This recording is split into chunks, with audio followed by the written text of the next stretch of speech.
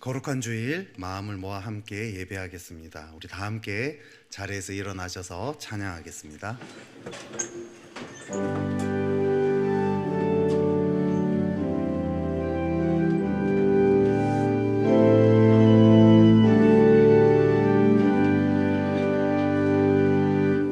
나는 하나님을 예배하는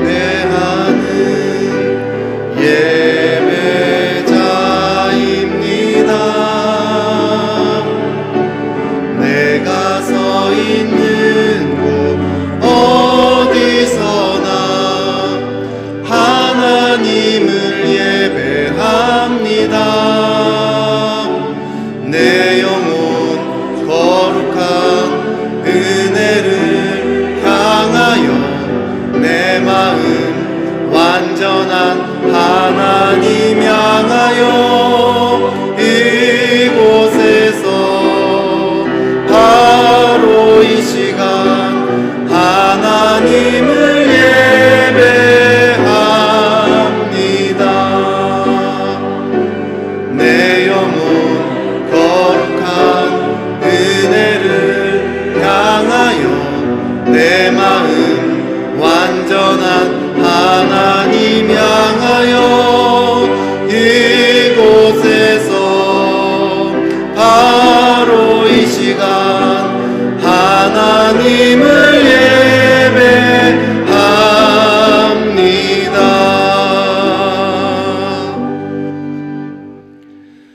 너희는 유혹의 욕심을 따라 썩어져가는 구습을 따르는 옛사람을 벗어버리고 오직 너희의 심령이 새롭게 되어 하나님을 따라 의와 진리의 거룩함으로 지으심을 받은 새 사람을 입으라. 아멘. 거룩하시고 자비로우신 하나님 아버지, 세세무궁토록 감사와 찬송과 영광을 홀로 받으시옵소서. 예배하는 저희가 우주 만물을 창조하시고 권능으로 온 세계를 다스리시는 성부 하나님께 온전한 영광을 올려드립니다. 죄인들을 구원하시기 위하여 육신이 되어 이 땅에 오시고 그 힘들고 무거운 십자가를 지신 성자 예수님께 경배를 드립니다. 오늘도 우리 안에 내주하시며 고단한 인생길에 용기와 희망을 주시며 예배를 인도하여 주시는 보혜사 성령님께 감사를 드립니다. 영과 진리로 드리는 이 예배를 기쁘게 받아 주옵소서. 예수님의 이름으로 기원하옵나이다. 아멘. 찬송가 95장으로 하나님께 영광 올려드리겠습니다.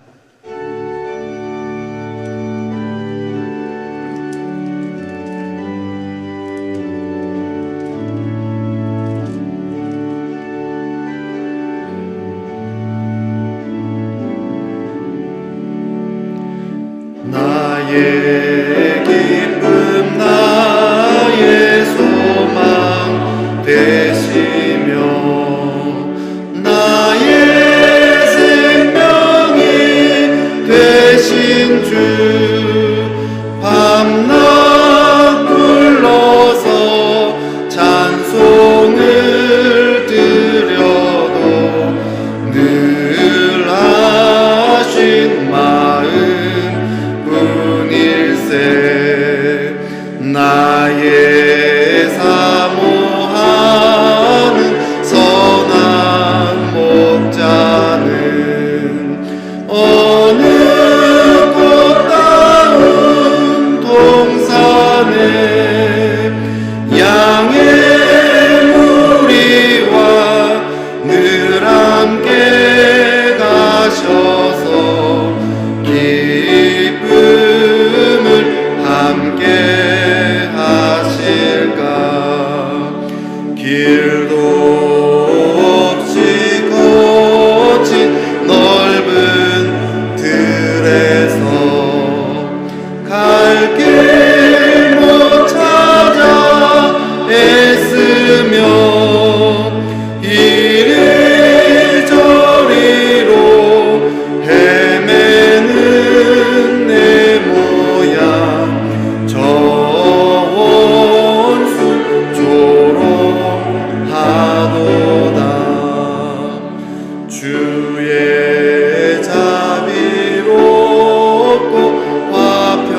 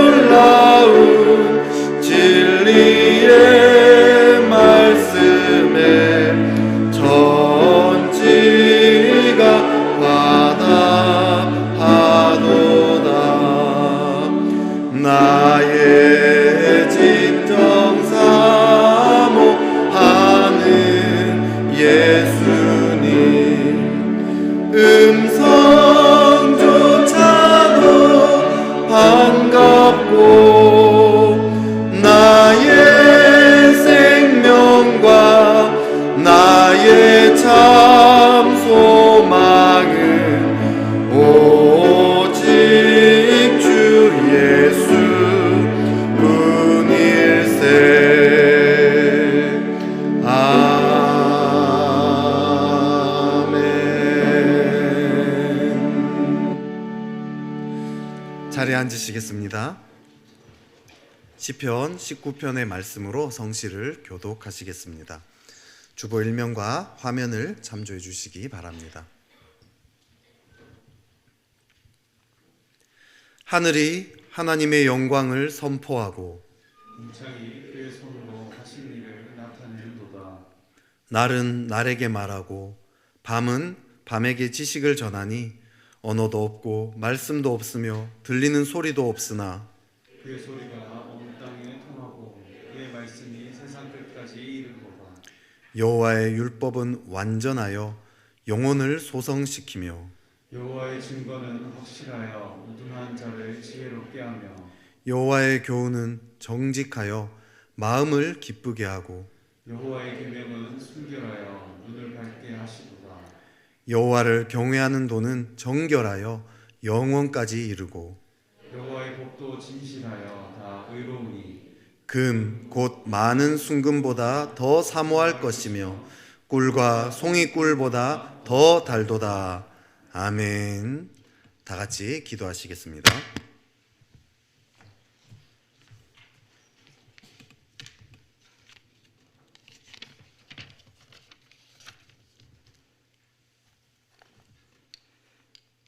할렐루야. 언제나 우리와 동행하시는 주님, 주님의 선하심을 찬양합니다. 죄인된 우리는 주님의 사랑 없이 아무것도 할 수 없음을 고백합니다. 그 사랑으로 다시 살게 하심과 주의 자녀로 살아가게 하심을 무한 감사합니다. 나는 여호와로 말미암아 즐거워하며 나의 구원의 하나님으로 말미암아 기뻐하리로다. 주님을 경배하며 찬양하는 우리의 마음이 오직 주님만을 바라보기 원합니다.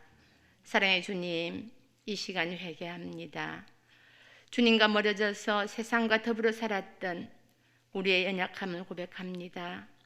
다시금 거룩하게 나아가길 원하오니 우리를 정결하게 하여 주시옵소서. 나의 나된 것은 다 하나님의 은혜인 것을 기억하게 하시며 말씀에 순종하는 삶을 살아갈 수 있는 지혜와 용기를 허락하여 주시옵소서. 능력의 주님, 코로나19로 고통받는 우리에게 길을 열어주시고 경제적 어려움과 삶의 문제로 어려움을 겪는 많은 지체들을 주님 기억하여 주시옵소서. 주님의 선하신 손으로 붙들어 주시옵소서. 일산 중심교회를 사랑하시는 주님, 교회가 합심하여 목표와 비전을 세우고 다짐합니다. 예배의 삶이 회복되고 교회 모임들이 회복되어져서 모든 사역들이 주님 은혜 가운데 아름답게 이루어지는 이 한 해 될 수 있도록 주님 도와주시옵소서. 하나님의 말씀을 선포하시는 김성희 목사님께 성령 충만케 하시어서 말씀 전하실 때 하나님의 능력과 감동으로 우리 모두 은혜 받고 하나님의 살아계심이 말씀을 통해 드러나게 인도하여 주시옵소서. 드려지는 예배를 위해 귀하게 섬기는 손길들이 있습니다. 주님께서 그들의 삶을 축복하여 주시옵소서. 찬미의 제사를 올리는 임마누엘 찬양대의 찬양을 기뻐 받아 주시고 홀로 영광 받아 주시옵소서. 우리를 구원하신 복 주시기 원하시는 예수 그리스도 이름으로 기도합니다. 아멘.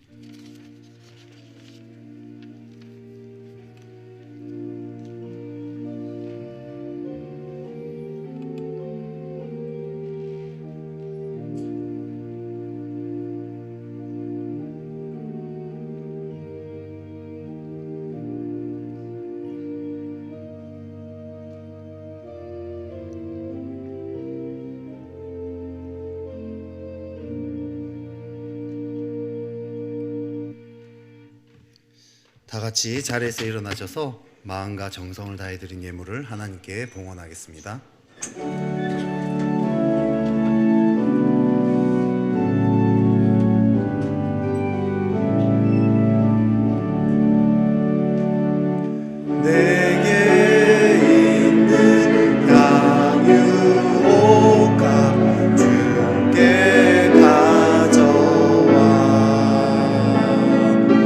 그 말 위에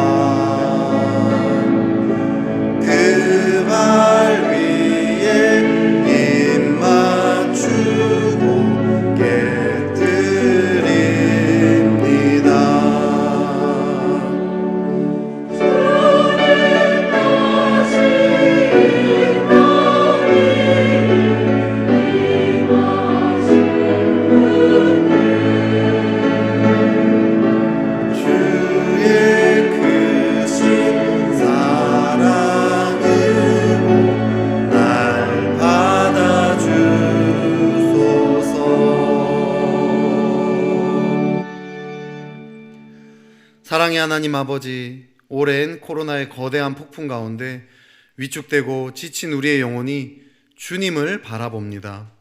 우리는 연약하여 이길 수 없지만 주님은 이미 승리하셨습니다. 세상은 우리를 실패와 절망으로 넘어뜨리지만 주님은 자기를 찾는 자들에게 언제나 소망이 되십니다. 우리는 혼란스러운 세상 속에서 어디로 갈지 몰라 헤매이지만 주님은 우리의 길이 되십니다. 우리의 온 마음과 힘과 뜻을 다하여 주님만 의지합니다. 우리의 승리가 되시고 소망이 되시고 길이 되시는 주님을 신뢰함으로 예물을 드립니다. 예물을 드릴 때 우리의 마음도 주님께 드려지게 하옵소서. 주님의 사랑의 음성을 듣고 주님의 마음과 우리의 마음이 하나 되게 하옵소서. 이 예물이 쓰여지는 곳마다 주님의 마음이 흘러가게 하옵소서. 주의 사랑의 복음이 전파되게 하옵소서. 오늘 예배드리는 우리의 심령이 주님으로 풍성해지게 하옵소서. 각자의 자리에서 예배드릴 때 성령님 역사하여 주시옵소서. 주의 말씀으로 성령의 기름 부으심으로 기갈한 심령이 풍성해지게 하옵소서. 주 예수보다 더 귀한 것은 없습니다. 고백하게 하옵소서. 이 모든 말씀 우리 주 예수 그리스도의 이름으로 기도하옵나이다. 아멘. 자리에 앉으시겠습니다.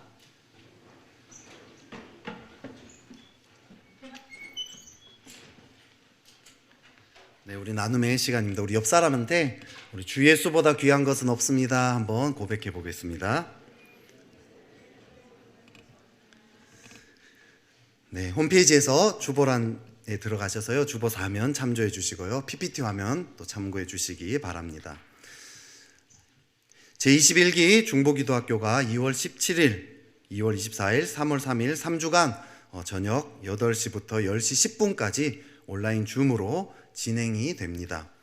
1월 30일 다음 주까지요. 본관 2층 사무실이나 안경영 목사 연락처로 신청해 주시기 바랍니다. 재수강 하시면요 더 깊이 들어가실 수 있다니까요. 많이 신청해 주시기 바랍니다. 자세한 사항은 주보 2면을 참조해 주시기 바랍니다. 2월 6일부터 릴레이 중보 기도가 다시 시작되어서 추가로 신청을 받습니다. 릴레이 중보 기도실은 운영하지 않고요. 각자의 자리에서 기도하실 수 있도록 기도 제목을 배포할 예정입니다. 간지의 공람 부분에 신청이 가능합니다. 신청은 류승남 권사님에게 해주시면 됩니다. 영어 성경학교를 다양한 프로그램으로 진행합니다. 대상을 확인하시고 해당되시는 부모님들은 신청하시기 바랍니다. 자세한 내용은 오늘 오후 3시에 온라인 설명회를 통해 안내해 드릴 예정입니다. 교회학교 겨울 사역이 시작됩니다. 일정을 확인하시고 우리 자녀들의 풍성한 겨울 잔치가 될 수 있도록 기도와 협력 부탁드립니다. 자세한 내용은 주보 2면 참고하시기 바랍니다. 새가족 등록 신청을 받습니다. 교회 등록하셔서 성도들과 함께 행복한 신앙생활 하시기 바랍니다. 등록은 예배 후에 2층 나눔의 방에서 해주시기 바랍니다. 오늘 하나님께서 우리에게 주신 말씀은 요한복음 7장 1절부터 13절까지의 말씀입니다. 신약 155면에 있습니다.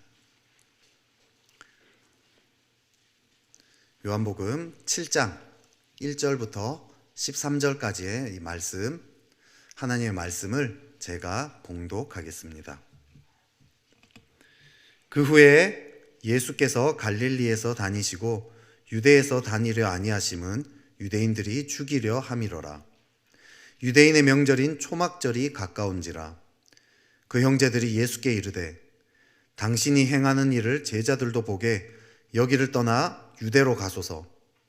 스스로 나타나기를 구하면서 묻혀서 일하는 사람이 없나니 이 일을 행하려 하거든 자신을 세상에 나타내소서 하니 이는 그 형제들까지도 예수를 믿지 아니함이로라.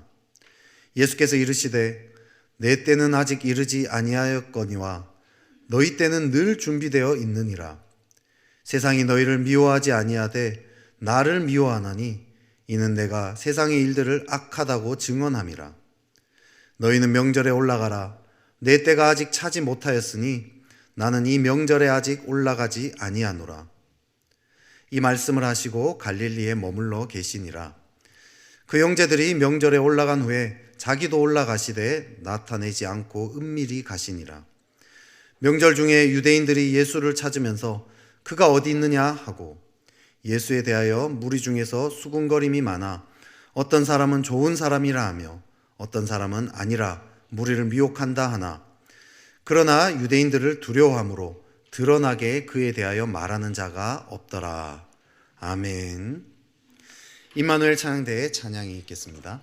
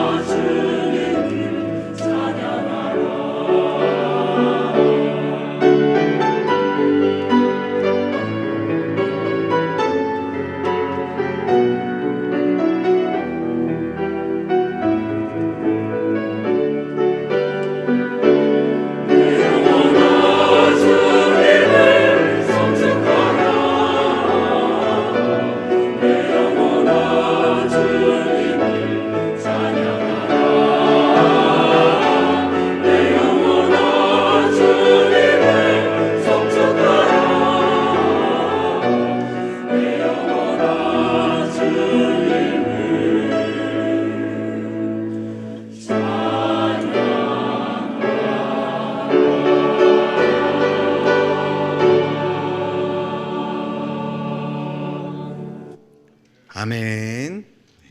김성희 목사님께서 은밀하게 위대하게라는 제목으로 말씀 선포하실 때 많은 은혜 받으시기 바랍니다.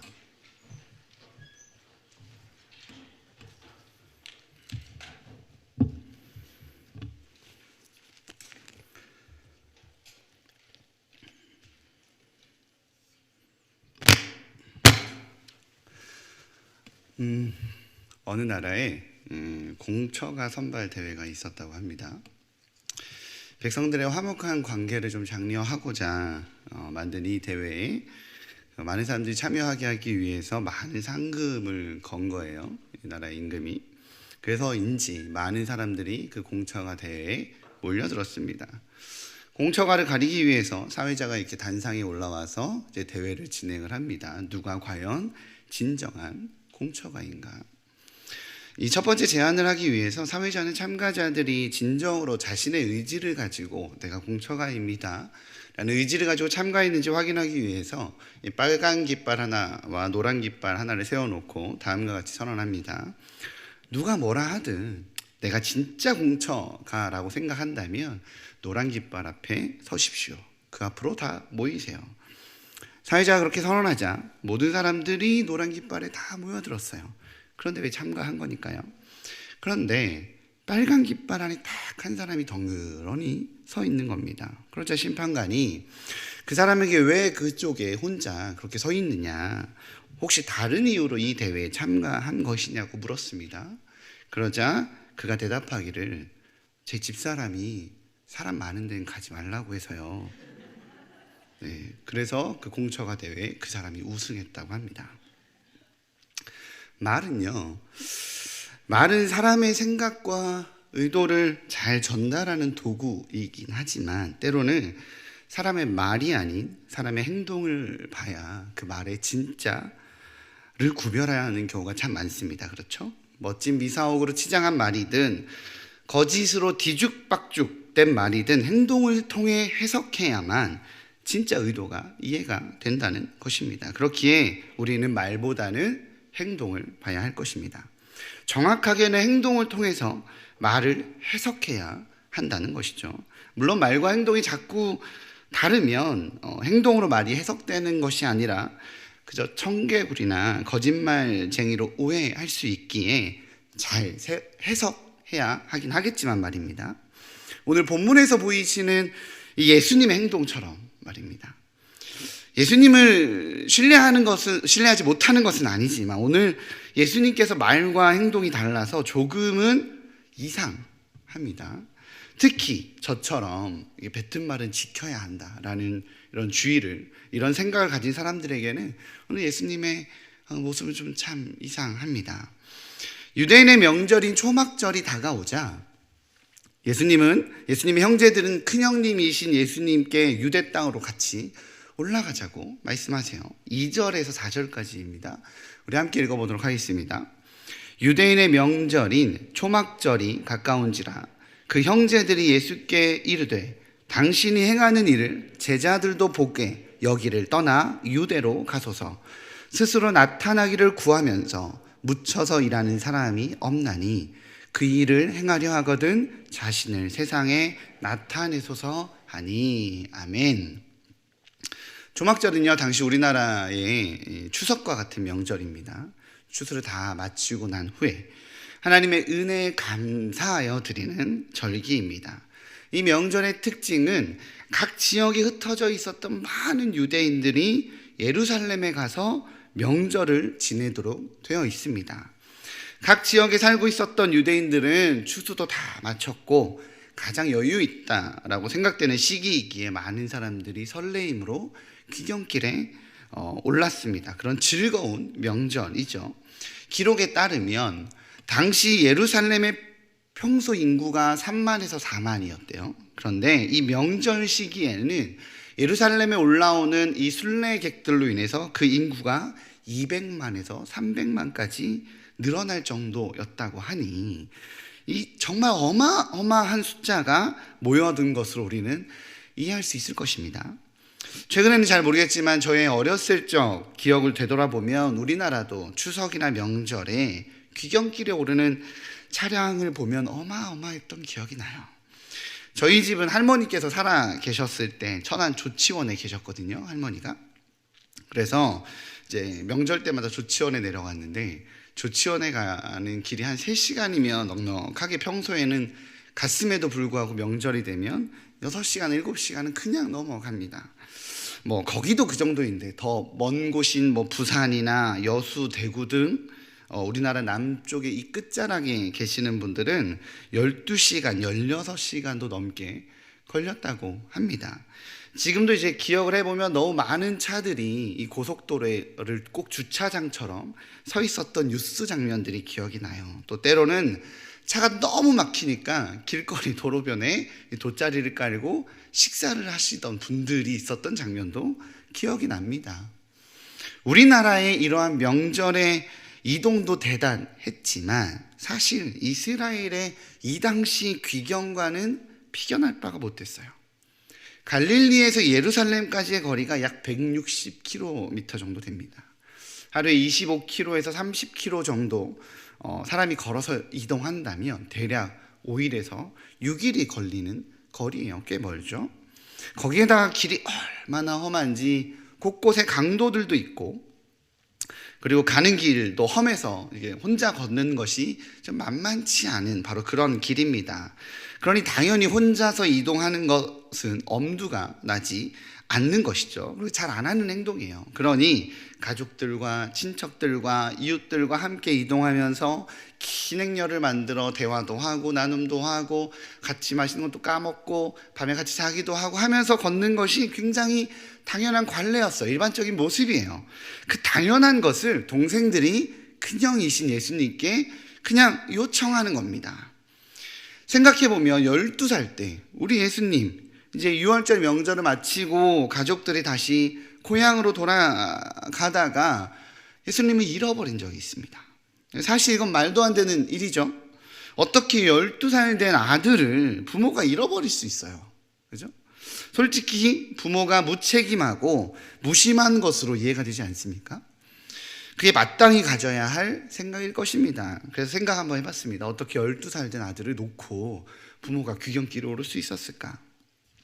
그러나 수백, 수천, 수만 명의 사람들이 긴 행렬을 만들어서 고향인 자기가 살고 있는 바로 갈릴리로 다시 돌아갑니다. 돌아가는 길에 남자는 남자대로, 여자는 여자대로 친척과 이웃과 가족과 함께 줄을 지어 이렇게 이동을 했을 것입니다. 아마도 요셉은 아들인 12살밖에 되지 않았으니 엄마랑 같이 가고 있나 보다 라고 생각하지 않았을까요? 반대로 엄마인 마리아는 이젠 12살 정도 되었으니 아빠나 남자 친척들과 같이 이동하는 건가 보다 라고 생각했던 것 같습니다.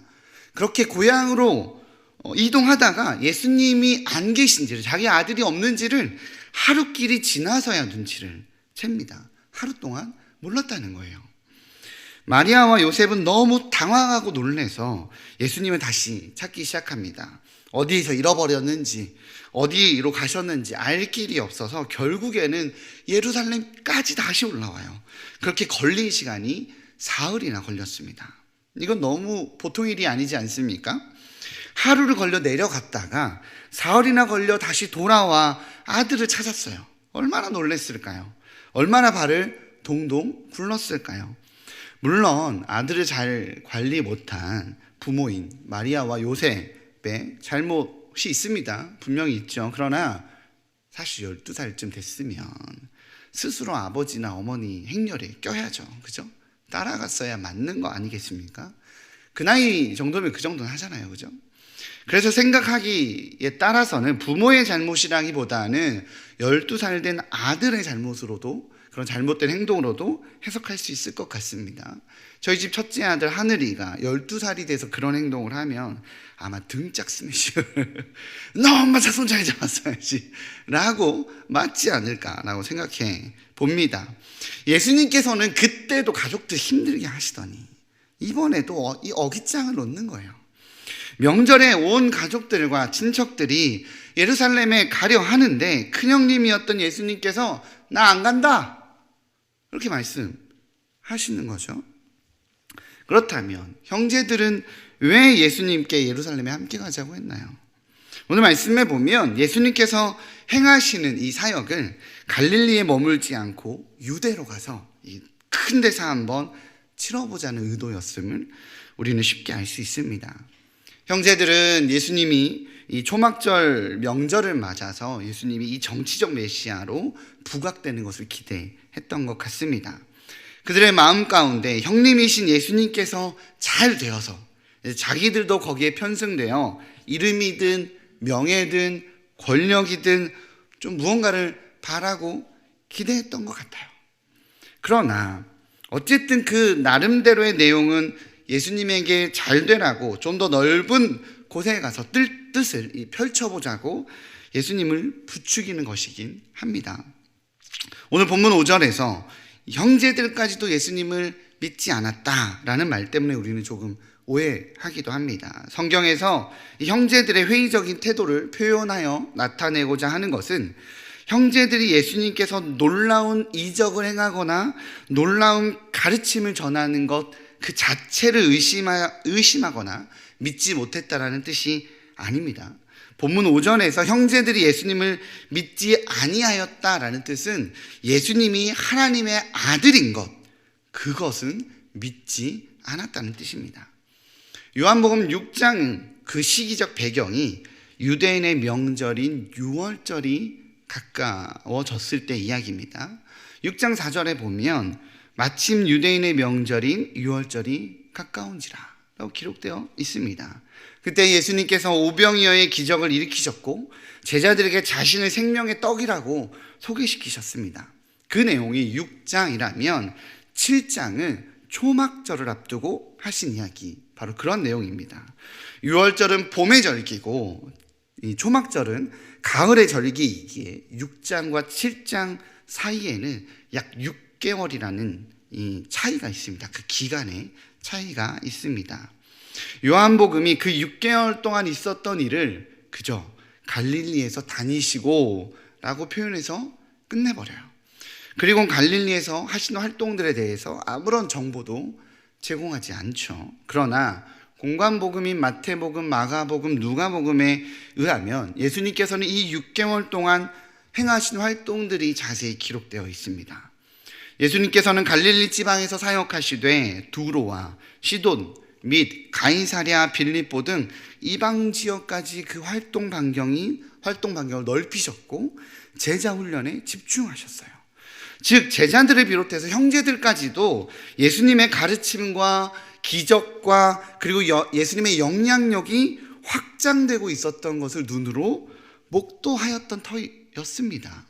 그러나 그것이 예수님을 하나님의 아들로 믿게 하는 것은 아니었다는 거예요. 예수님의 제자들이 예수님을 정치적인 메시아로 이해했듯이 예수님의 대적자들이 사람을 치유하고 귀신을 내쫓는 예수님의 기적 앞에서 하나님의 아들이라고 고백하는 것이 아니라 바알세불의 그 힘으로 기적을 일으킨다라고 오해했듯이 예수님의 형제들은 예수님을 하나님의 아들이라고 믿지 못하고 자신들이 이해하는 그 이해로 예수님을 이해했던 것입니다. 그리고 그 이해는 예수님을 하나님의 아들이라고 믿는 것은 아니었다라고 오늘 성경이 말하고 있는 거죠. 예수님의 형제들은 예수님께서 하나님의 아들이심을 믿는 그 믿음은 예수님께서 십자가에 달려 돌아가시고 부활하시고 난 뒤에나 그 후에나 받아들인 믿음이었기 때문에 아직은 예수님을 하나님으로, 하나님의 아들로 믿지는 못하는 그런 상태였습니다. 그래서 예수님의 형제들은 그저 자신들이 이해하는 그 이해의 폭으로 예수님께 요구합니다. 자신을 세상에 나타내소서. 그러니 예루살렘에 함께 갑시다. 여기 시골에서의 랍비로, 능력자로, 골목대장으로 머물러 있지 말고 중심지인 예루살렘에 같이 올라가시죠. 명절이어서 사람들도 많이 몰리는데 거기서 뜻을 한번 펼쳐보세요 라고 말하는 겁니다. 물론 이러한 제안이 예수님의 수준에 합당한 요구는 아니었죠. 예수님은 더 큰 뜻과 더 큰 길을 걸으시는 분이시니까. 그러나 일반적인 가족들의 모습에서 나름 잘 나가는 형님을 향해서 동생들이 할 수 있는 요청으로 저는 충분히 가능한 요청인 것 같긴 합니다. 만약에 제가 김성희 목사 설교도 막 엄청 잘하고 제가 설교하면 설교 듣겠다고 5,000명씩 모이고 신유의 능력도 있어서 기도하면 병자가 고쳐지고 축사의 능력도 있어서 귀신도 나가는 기적들이 막 일어나는 것을 보고 한 장로님이 찾아와서 저한테 목사님 일산에 머물러 있지 말고 서울로 진출합시다. 노회장도 하시고 총회장도 한번 도전해 보세요. 한국 교회를 향해 큰 뜻 한번 펼쳐보세요 라고 권면하신다면 뭐 기분 나쁘게 볼 건 아니잖아요. 그죠? 그러나 우리 예수님은 그것을 거절하세요. 이렇게 말씀하십니다. 6절과 8절입니다. 같이 읽어보겠습니다. 예수께서 이르시되 내 때는 아직 이르지 아니하였거니와 너희 때는 늘 준비되어 있느니라.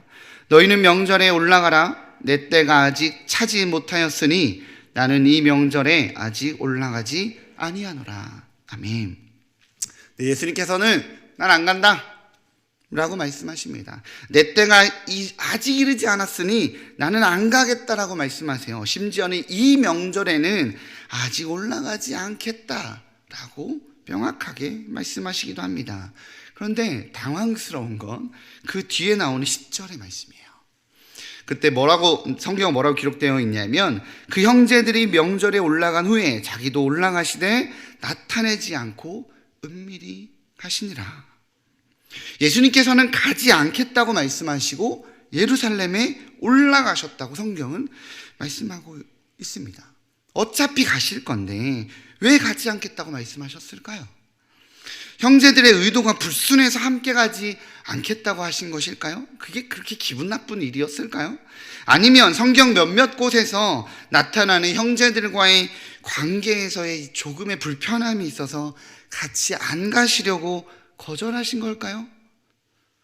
형제들의 동행을 거절하신 예수님께서 예수님의 말씀에 몇 가지 이유를 제안하는 분들이 있습니다. 먼저는 예수님께서 예루살렘으로 올라갈 마음이 있었지만 동생들과 함께 갈 계획이 아니었기에 며칠 뒤에 가겠다라는 말씀으로 주장하는 겁니다. 바로 이 아직이라는 단어 때문에 그래요.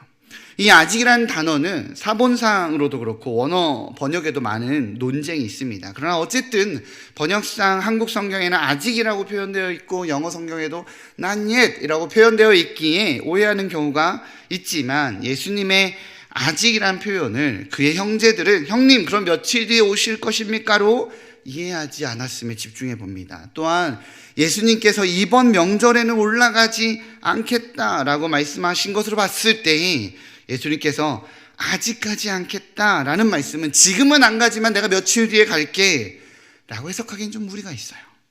그런데 분명히 오지 않겠다고 하신 예수님께서 명절 준반 때 보니까 성전 안에서 사람들을 가르치고 계시는 거예요. 오늘 본문은 아니지만 14절에 이렇게 기록되어 있습니다. 같이 읽겠습니다. 이미 명절의 중간이 되어 예수께서 성전에 올라가사 가르치시니 얼마나 황당했을까요? 만약 동생들이 예수님께 안 온다고 하시더니 어쩐 일이십니까? 라고 물어본다면 예수님께서 내가 언제 안 온다고 했어? 그때 안 간다고 했지. 내가 너희하고 안 간다고 한 거지 내가 언제 안 간다고 했니? 라고 대답하신다면 그게 과연 좋은 대답일까요? 저는 좀 궁색할 것 같습니다. 솔직히 좀 말장난 같기도 하고 조금 어색합니다. 그래서 어떤 분들은 내 때가 차지 않아서 예루살렘에 가지 않겠다고 말씀하신 것, 바로 그것으로 이해하시는 분들도 있습니다. 물론 틀린 말은 아닐 거예요. 그러나 이것을 예수님을 로봇으로 이해하며 해석하는 경우들이 있어요.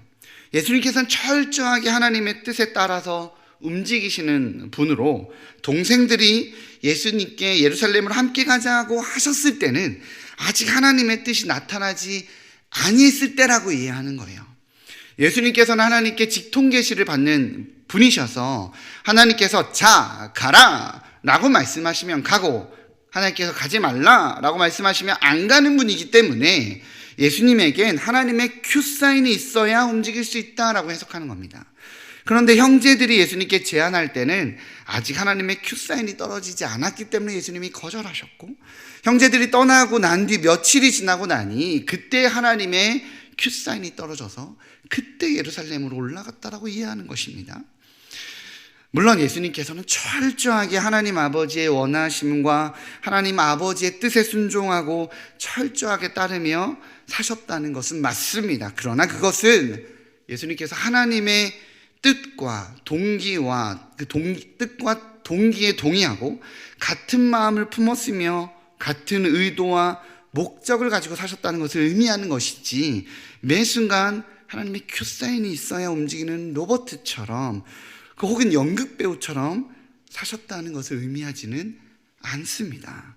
일거수일투족을 지시받은 것은 아니라는 거죠. 그래서 저는 오히려 예수님께서 성전에 올라가신 이유를 이해하려면 아직이라는 표현보다는 10절의 은밀이라는 표현에 주목해야 한다고 생각합니다. 그 은밀함 속에 예수님의 의도가 있고 예수님의 뜻이 있다는 거예요. 첫 번째로 예수님의 은밀함에는 보호하심이라는 위대함이 있습니다. 오늘 본문의 1절의 시작을 그 후에라고 시작합니다. 이 표현을 통해서 성경은 7장과 6장 사이에 예수님의 사역에 어떤 변화가 있었음을 암시하고 있어요. 6장에서의 사건은 오병이어의 사건입니다. 오병이어의 사건으로 인해서 사람들은 예수님을 임금으로 삼으려 했습니다. 그리고 공간복음에 의하면 예수님의 사역은 확장되고 뻗어져 나갔죠. 그러자 예수님에 대한 경계와 죽이려는 시도들이 선명해지기 시작합니다. 우리 1절입니다. 같이 읽어보겠습니다. 그 후에 예수께서 갈릴리에서 다니시고 유대에서 다니려 아니하심을 유대인들이 죽이려 함이로라. 아멘. 예수님께 유대에 올라가서 뜻을 한번 펼쳐보자고 신이 나 있는 예수님의 형제들에게는 보이지 않는 무언가가 예수님의 눈에는 보여요. 그것은 바로 위험 신호입니다. 자신을 해하려 하는 자들, 오늘 성경에서 유대인이라고 해석된 이 표현은 유대인 전부를 표현하는 것은 물론 아닙니다. 그것은 유대 당국의 지도자들을 이야기하는 거죠. 그들은 예수님의 세력이 확장되는 것이 경계가 되었고, 그로 인해 백성들이 예수님을 따르며 자신들에게 위협이 되는 것에 민감했어요. 그렇기 때문에 예수님을 죽이려고 모의하고 있었고 그 기회를 엿보고 있었습니다. 만약 예수님께서 수많은 사람들이 걸어가는 그 행렬 속에서 함께 하셨다면 아마 예수님의 가족들 또한 주목받았을 겁니다. 그리고 그 형제들 안에 있는 야심과 그 의도를 비춰봤을 때 예수님의 형제들은 예수님을 향한 그 주목에 자신들도 편승되어 세상에 자신들을 드러내고자 하는 바람이 있었어요. 그러나 이러한 바람은 형제들의 기대와는 다르게 예수님을 죽이려고 하는 세력들로 인해서 위협이 됩니다. 예수님의 형제들이라는 이유로, 예수님의 가족이라는 이유로 예수님의 주목됨은, 그리고 예수님의 주목됨으로 인한 가족들의 주목됨은 복이 아니라 독이 될 수 있습니다. 그러하기에 예수님께서는 은밀히 가시기로 결정하시는 것입니다. 형제들의 제안을 거절하고 말이죠. 신앙생활을 하다 보면 이처럼 하나님의 은밀하심이 경험되는 경우가 종종 있습니다. 형제들처럼, 가족들처럼 나름 좋은 이유로 주님께 간구하지만 우리 주님께서는 침묵하심으로 은밀함 가운데 계시는 경우가 있죠. 그러나 잊지 않으시기 바랍니다. 하나님의 침묵에는, 하나님의 거절에는 우리를 향한 보호하심, 우리를 향한 배려가 있습니다. 할렐루야. 창세기에서 요셉은요, 형제들에게 죽임을 당할 뻔했습니다. 그리고 결국에는 애굽의 노예로 팔려갔습니다. 그는 그럼에도 불구하고 하나님 앞에서 거룩하려고 애썼고 하나님을 의뢰하고 신뢰함으로 살았습니다. 그러나 그 결국은 감옥이었죠. 그의 삶의 결국은 인생의 나락으로 보였어요.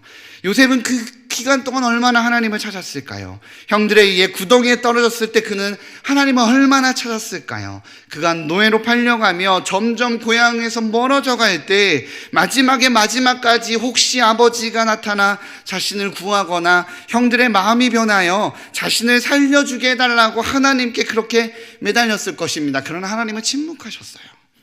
그가 노예로 잡혀가 억울함 가운데 재수가 되었을 때 그는 보디발에게도 자신의 억울함을 토로했을 것입니다. 내가 그러지 않았다고, 내가 범죄하지 않았다고 말이죠. 그리고 또한 그는 하나님께도 얼마나 기도했을까요? 그러나 그때도 하나님은 침묵하셨어요. 그러나 여전히 침묵 가운데 눈에 보이지 않는 그 하나님은 때가 되었을 때 요셉을 총리로 세워 그의 가족을 하나님께서 지키시고 돌보시어 큰 민족을 일으키려 계획하신 바로 그 가족을 살리시며 그들을 보호하시며 거대한 민족으로 인도하셨습니다. 요셉의 눈에는 보이지 않았고 야곱의 가족들 눈에도 보이지 않았지만 은밀한 곳에서 여호와 하나님은 여전히 여호와의 열심으로 일하고 계셨어요. 그리고 요셉을 준비시켜 결국에는 그를 통해 야곱의 가족들을 지키십니다. 그때 요셉이 이렇게 고백하죠. 당신들은 나를 해하려 하였으나 하나님 그것을 선으로 바꾸사 오늘과 같이 많은 백성의 생명을 구원하게 하시려 하셨나니. 아멘. 사랑하는 성도님, 성경이 끊임없이 하는 말은 하나님께서 드러나지 않고 하나님께서 나타나 보이지 않는 것 같다 할지라도 주님께서는 은밀하심 가운데 여전히 일하고 계심을 말하고 있습니다. 그리고 오늘도 동일하게 예수님의 그 은밀함에는 배려라는 이름의 위대함이 있음을 밝히고 있는 거예요. 하나님의 은밀하심 속에 우리를 향한 배려와 계획이 있음을 신뢰하시기를 주님의 이름으로 축복합니다. 두 번째로, 예수님의 은밀함에는 사명을 이루고자 하는 위대함이 있어요. 오늘 예수님께서 끊임없이 나의 때가 이르지 않았다라고 말씀하십니다. 예수님의 때는 어떤 때입니까? 예수님의 때는 바로 십자가의 때죠. 오늘 본문에서 나오는 때는 카이로스입니다.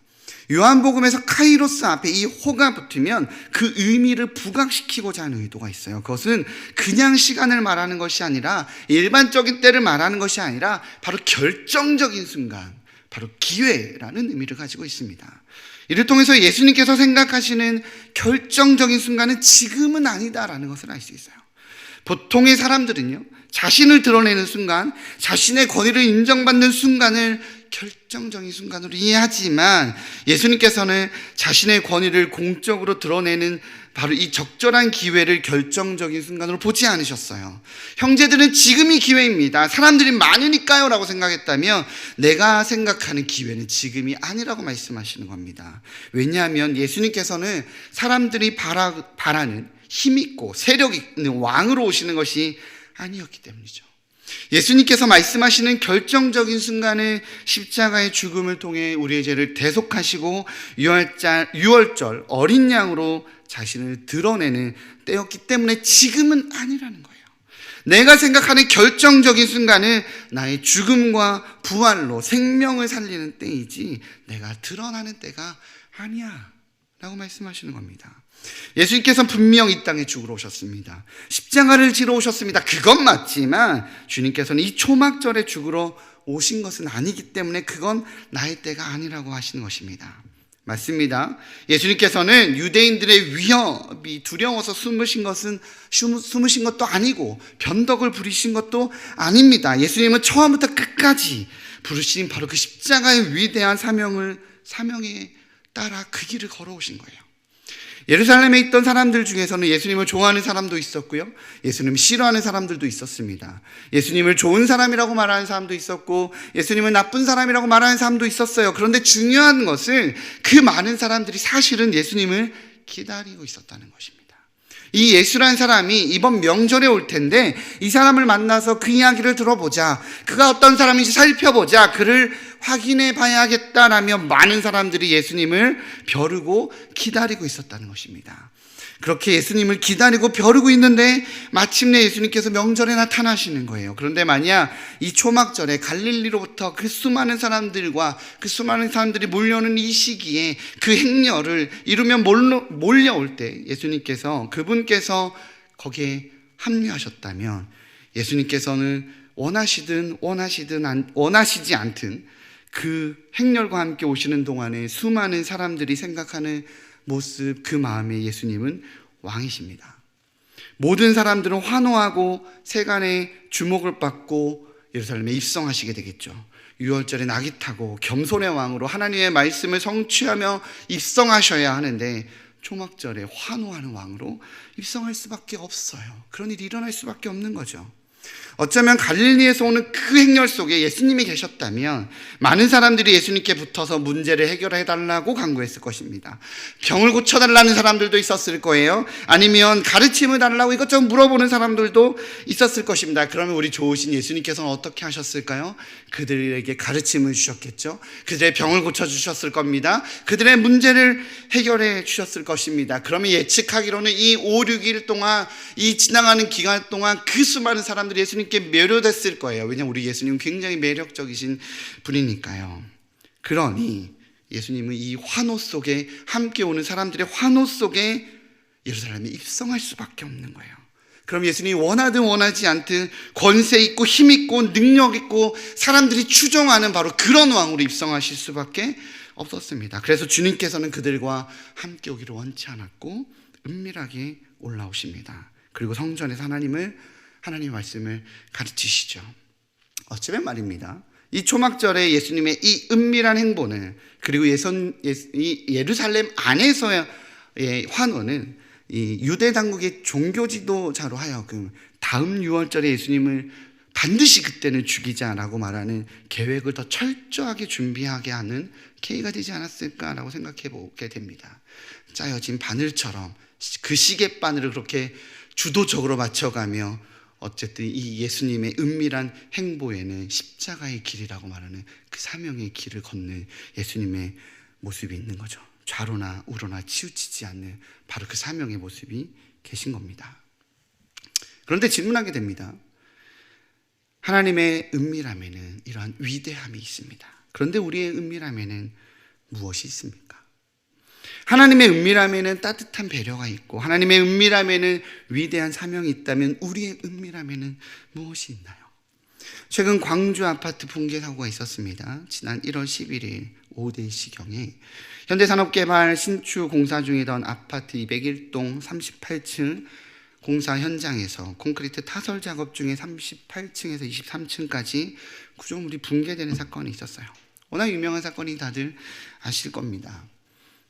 이 사건에 수많은 원인들이 있었을 겁니다. 수많은 이유들이 있었을 거예요. 무리한 공사 진행이 있었고 이윤을 더 창출하려는 개발사 측의 욕심도 분명 문제가 됐었을 겁니다. 또한 관리 감독을 잘해야 하는 공무원들의 책임도 있고 하청을 통한 구조적 문제가 또 있었을 거예요. 많은 원인들이 있었을 거지만 그 중에 하나로 지금 대두되고 있는 것이 불량한 콘크리트 사용에 대한 이야기입니다. 이 시멘트 함량의 비율을 맞추지 않아서 불량 레미콘 공급 의혹이 있는 겁니다. 사람이 살아야 할 곳인데 나의 이익과 유익을 위해서는 그것들을 그냥 그렇게 불량 레미콘으로 사용한다는 거죠. 내가 불량품을 사용하면 누가 죽을 수도 있는데 아무도 모르고 아무도 보지 못한다라는 그 은밀함이 적용될 때는 인간은 죄를 선택하는 모습을 보게 됩니다.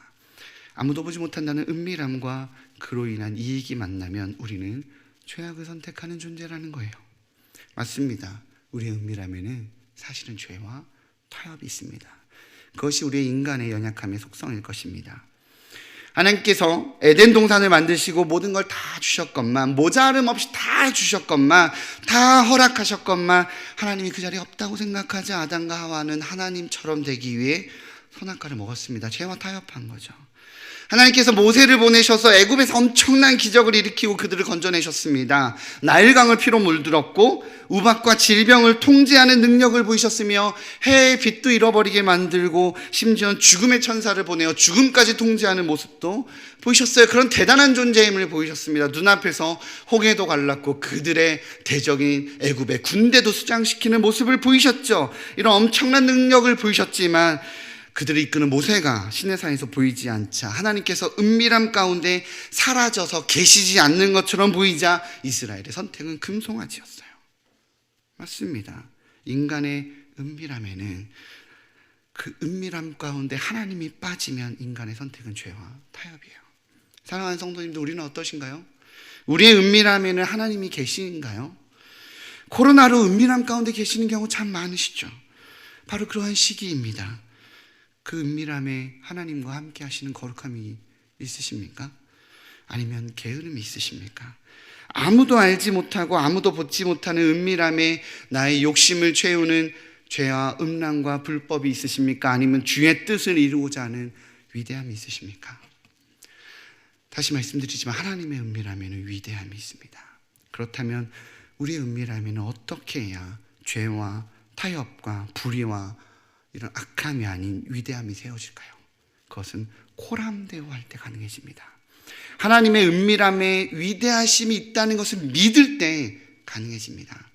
하나님의 은밀함 속에 있는 위대함을 신뢰하지 못하면 그 의심은 하나님이 없는 것 같고 하나님 반응하지 않는 것 같다라고 말하는 그 의심은 불평이 되고 불만이 되고 원망이 되어 결국에는 불신이 되어 결국 죄를 선택하게 만든다는 것이죠.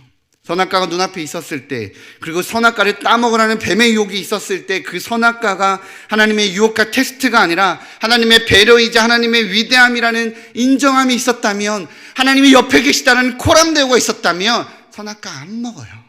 그렇죠? 하나님께서 모세를 시내산에 올려 십계명을 주실 때 하나님께서 이스라엘 백성들이 약속의 땅 가나안 땅에 살아가서 위대한 백성으로 살아갈 수 있게끔 그 준비를 하고 계시는 것이라고, 그 하나님에 대한 그 은밀함 가운데 위대함을 만들어가고 계시는 그 하나님에 대한 신뢰가 있었다면, 코람데오 했다면 금송아지를 선택하지 않겠죠. 하나님의 은밀하신 가운데 의심이 있을 때, 하나님이 은밀하신 가운데 위대하심으로 역사하고 계시지 않다라는 그 의심이 우리로 죄와 타협하게 만드는 것입니다. 아무도 보지 않는 것 같고 아무도 알지 못하는 것 같아 보인다 할지라도 요셉이 보디발 아내에게 했던 것처럼 우리는 주님이 그 앞에 계실 때 내가 어찌 큰 악을 행하여 하나님 앞에 범죄하리까라고 대답할 수 있다는 것이에요. 침묵하신 하나님, 나의 요청을 단번에 거절하여 난 가지 않겠다라고 말씀하시는 것 같은 주님이셔서 주님의 거절이, 주님의 선택이 침묵인 것 같고 나의 요청에 대한 거절인 것 같아 보일 때가 있습니다. 오래된 병으로 치유를 강구하지만 침묵하시는 하나님, 길어지는 코로나로 재정적인 압박에 밤낮에 잠을 이루지 못하고 있지만, 그래서 매일매일 짓눌리고 있지만 대답이 없으시는 하나님, 믿음을 가지고 열심을 가지고 시작한 사업이지만 보이지 않는 캄캄함에 주님 도와주십시오 라고 외치지만 왠지 모르게 거절하시는 것 같은 그 하나님, 그 주님의 선택과 행보의 그 은밀함 가운데 위대함으로 여전히 일하고 계시다라는 그 신뢰가 없으면 우리는 죄를 선택하고 타협을 선택하고 의심과 불평과 불안만 선택할 수밖에 없는 연약한 존재입니다. 그러나 그 여전한 열심으로 은밀한 가운데 위대함으로 일하고 계시는 그 하나님을 신뢰할 때, 그 하나님 앞에 서서 코람데오 때 우리는 이 땅의 유혹과 이 땅의 두려움 앞에서 은밀함 중에 위대한 삶을 살아갈 수 있는 하늘에 속한 존재가 되는 것입니다. 코로나로 세상의 과학이 기준이 되는 것 같고 코로나로 정치와 권력과 돈과 물질이 힘이 되는 것 같아서 하나님은 어디에도 일하고 계시지 않는 것 같아서 숨어 계시는 것 같아 보이십니까? 그러나 그 은밀함 가운데 위대함으로 일하고 계시는 주님을 신뢰하기에 나의 삶의 은밀함 가운데 나 역시 위대함을 선택하는 주님 앞에 코람대오함으로 이 땅의 삶을 하늘의 삶으로 살아가시는 우리 일산 중심의 귀한 성도님들 되시기를 주님 이름으로 축복합니다. 기도하시겠습니다. 사랑의 주님, 우리는 너무 연약합니다. 너무너무 연약합니다. 끊임없이 내 삶의 문제들 앞에서 주님은 보이지 않는 것 같고 주님은 너무 멀리 계신 것 같고 주님은 침묵하시는 것 같아 타협하고 싶어하는 그 연약함 가운데 주님, 우리는 너무너무 연약합니다. 삶의 짐도 힘들지만 주님, 더 힘든 것은 그로 인해서 무너지는 내 신앙과 그로 인해서 무너지는 나의 연약함에 나조차도 나에게 실망하는 것입니다. 하나님, 이러한 부족한 나이기에 나의 마음을 신뢰하는 것이 아니라 주님을 신뢰하는 자가 되게 허락하여 주시옵소서. 하나님, 여전한 은밀함 가운데서도 위대함으로 역사하고 계시는 주님을 신뢰하기에 이 땅 가운데 하늘 백성으로 살아가는, 주의 백성으로 살아가는 그런 위대한 삶이 되게 허락하여 주시옵소서. 이 모든 말씀 예수님의 이름으로 기도합니다. 다 함께 일어나셔서 찬송가 488장 함께 찬양하시겠습니다.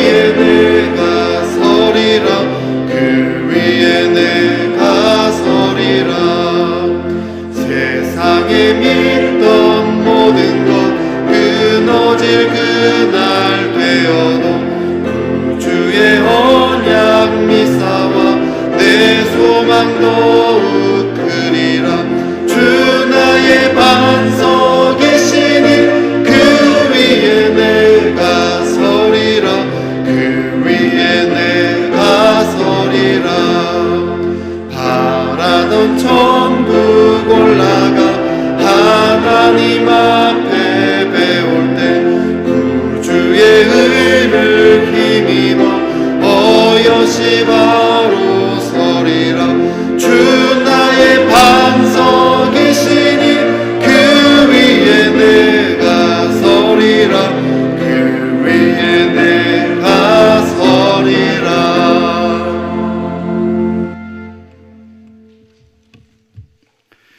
이제는 우리 주 예수 그리스도의 은혜와 하나님의 크신 사랑하심과 성령의 교통하심이 은밀함 가운데 내 눈에 보이지 않고 내 머리에 이해되지 않아도 여전한 열심으로 그 여호와의 열심으로 일하시는 그 은밀함 가운데 위대함으로 일하시는 여호와 하나님을 신뢰하기에, 하나님의 그 마음을 신뢰하기에 주의 백성으로 살아갈 우리 일산 중심교회 성도들의 머리머리 위에와 삶의 터전 위에 지금부터 영원까지 늘 함께 있기를 축원하옵나이다.